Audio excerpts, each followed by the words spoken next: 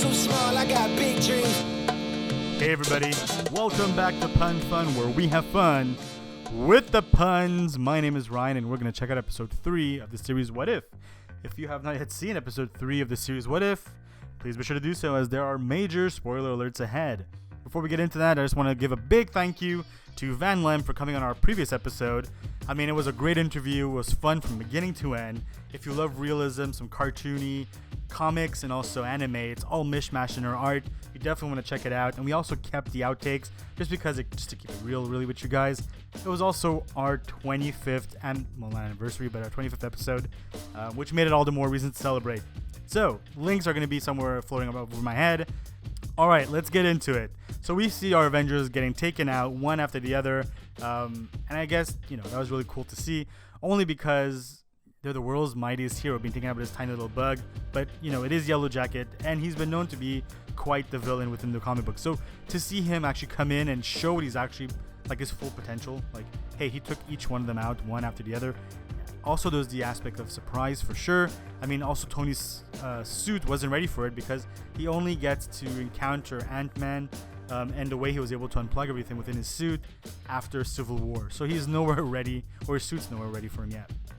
That being said, it's also cool that he blew up the Hulk from the inside out, blowing up his heart.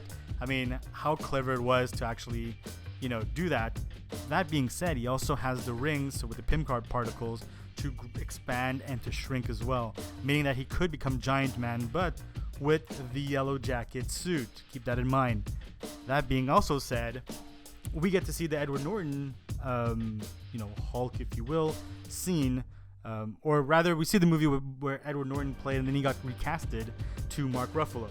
This is important because right now Mark Ruffalo gets to replay that scene, which is fine, for a short moment until he gets, blown to smithereens.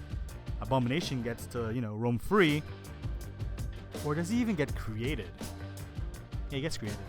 Anyways, that being said, is Edward Norton a variant?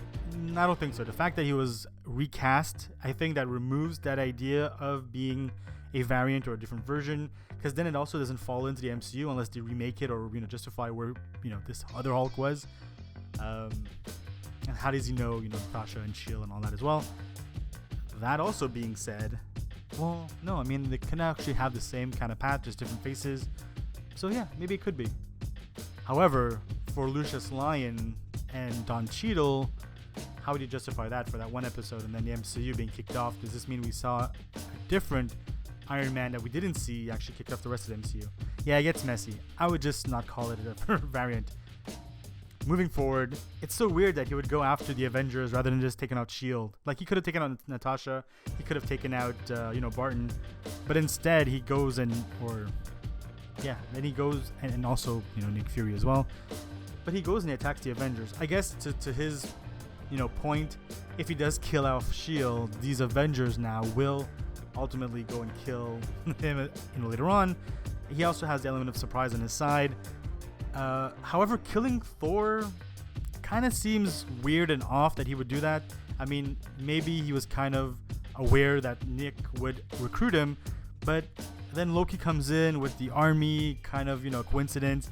Once all of those was taken out, they put him in jail.